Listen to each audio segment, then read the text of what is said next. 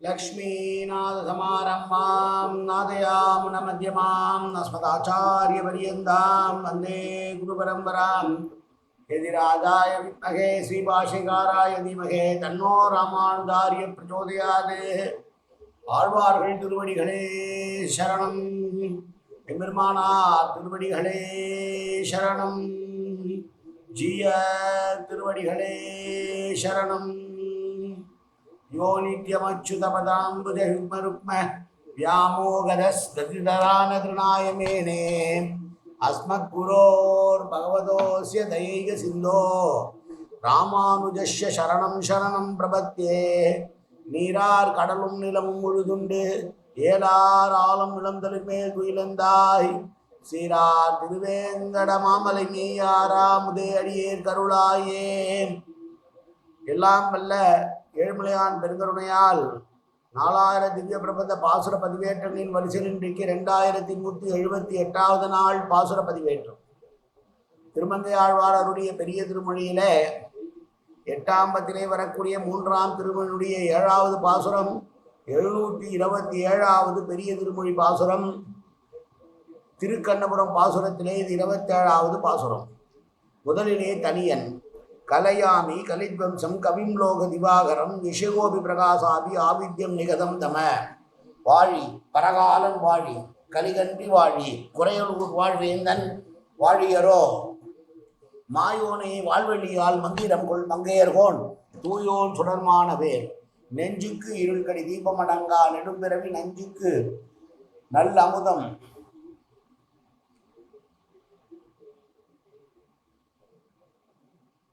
தமிழ் நன்னூல் துறைகள் அஞ்சுக்கு இலக்கியம் ஆரண சாரம் பரசமய பஞ்சு கனலின் பொறி பரகாலன் பணுவல்களே எங்கள் கதியே ராமானுசமுனியே சங்கை கெடுத்தாண்ட தவராசா பொங்கு புகழ் மங்கையர் கோன் இந்த மறையாயிரம் அனைத்தும் தங்கு மனம் நீ எனக்கு தா.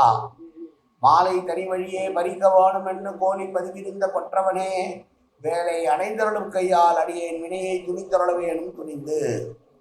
727வது பெரிய திருமொழி பாசுரம். வண்டு அமரும் மலர் பொன்னை விரிநீள் அணிமுத்தம் தென்திரைகள் வரத்திரட்டும் திருக்கண்ணபுரத்துறையும் எந்திசையும் எழுசுடரும் இருநிலனும் பெரும் விசும்பும் உண்டு விழுந்த பெருமானுக்கே இழந்தேன் என் ஒளிவளையே. ஒரு காலத்திலே பிரளய காலத்திலே 8 திசைகளையும் 7 கடலையும் விசாலமான பூமியையும் பெரிதான ஆகாசத்தையும் மொத்தமாக தன்னுடைய வாயினால் முழுங்கி வயிற்றுக்குள் வைத்திருந்து பின்னர் அவற்றை மீண்டும் வெளிப்படுத்தின பெருமானான சுவாமி எல்லாவற்றையும் காப்பான் என்ற நம்பிக்கையிலே நான் அவன் மீது காதல் கொண்டேன். ஆனால் அவன் என்னை புறக்கணிக்கிறானோ தெரியவில்லையே, என்னுடைய கைவளையல்களை இழந்து விட்டேன் என்று சொல்கிறான். 3ஆம் அடியிலே எழுசுடரும் என்கிற பாடமே எப்போதும் வழங்கி வருகிறது. ஆனால் சுடரு என்றாலும் சூரிய சந்திரர்கள் என்றாலும் ஒன்றுதான். எனவே இங்கு எழுகடல் என்று வருவது சரியாக இருக்கும் என்று முந்தைய பாடங்களிலே இருந்திருக்கிறது. பெரியவாச்சான் பிள்ளையுடைய வியாக்கியானத்திலே மட்டும்தான் 3ஆம் அடியிலே வரக்கூடிய எழு சுடரும் என்கிற பாடம் பாடாந்திரமாக கொள்ளப்பட்டிருப்பது. அதற்கு முன்னால் எல்லாம் எழுகடலும் என்கிற பாடமே இருந்திருக்கிறது என்று அனந்தாச்சாரியார் உரைக்கிறார். விதி என்பதற்கு அகன்ற என்று பொருள் உண்டு. அதைத்தான் பொதுவாக ஒரே ஆசிரியர்கள் விழிப்பார்கள். இங்கே வருகிறதல்லவா, வண்டுகள் அமர்ந்து இருக்கக்கூடிய புன்னை மரத்தடியிலே இருக்கக்கூடிய அகலமான இடங்களிலே, பறந்திருக்கிற இடங்களிலே காவிரியானது அலைகளின் மூலமாக முத்துக்களை கொண்டு வந்து சேர்க்கிறது என்று பொருள். ஆனால் பெரியவாச்சான் பிள்ளை அந்த விதி என்கிற வார்த்தைக்கு இருண்ட என்கிற பொருளை தருகிறார் என்கிறார் பள்ளத்தூர் ஐயா. ஆக இங்கே விதி என்பது அகண்ட என்பதுதான் சரியாக இருக்கும் என்று பெரியவர்கள் உரைக்கிறார்கள்.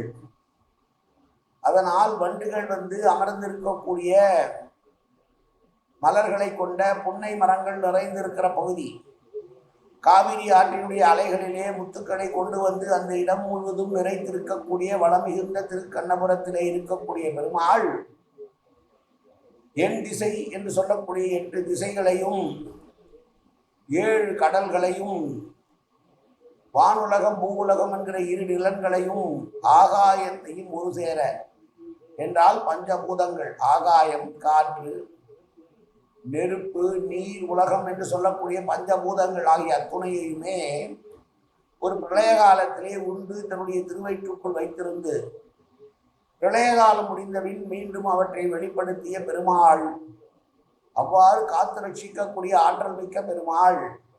அந்த பெருமாளை நான் சரணடைந்தேன், இருந்த போதிலும் அவனுடைய பிரிவு துயர் தாங்காமல் என்னுடைய கைவளையல்களை இழந்திருக்கிறேனே என்று புலம்புகிறாள் பரகால நாயகி. இந்த பாசுரத்துல மீண்டும் ஒரு முறை பாசுரத்தை அனுபவிப்போம். வண்டமரும் மலர் புன்னை விரிநீழ் நீழ் அணிமுத்தம் தென்திரைகள் வரத்திரட்டும் திருக்கண்ணபுரத்துறையும் எந்திசையும் எழுசுடரும் இருநிலனும் பெரும் விசும்பும் உண்டு உமிழ்ந்த பெருமானுக்கு இழந்தேன் என் ஒளிவளையே. காயேன வாச்சா மனசேந்திரியில் வாவியாப்தனாவா பிரகதே சுபாவாது கரோமியத்தத் சகலம் பரஸ்மை ஸ்ரீமன் நாராயணாயேதி சமர்ப்பயாமி. உடலாலும் உள்ளத்தாலும் வாக்காலும் சகலவிதமான பாவங்களும் தோஷங்களும் நிறைந்ததாக உலகத்தினுடைய இருந்த போதிலும் அடியேன் செய்கிற நல்வினையோ தீவினையோ அத்தனையும் உன்னுடைய கமலமலர் பாதங்களில் சமர்ப்பிக்கிறேன் கண்ணா. காத்தருள்வாய் கண்ணா, ஏற்றுக்கொள்வாய் கண்ணா. எப்போதும் ஒரு திருநாமம் கண்ணா கண்ணா கண்ணா என்று நாவில் வருவதற்கு அருள்புரிவாய் கண்ணா. சர்வத்திர கோவிந்தநாம சங்கீர்த்தனம். கோவிந்தா கோவிந்தா கோவிந்தா கோவிந்தா கோவிந்தா கோவிந்தா கோவிந்தா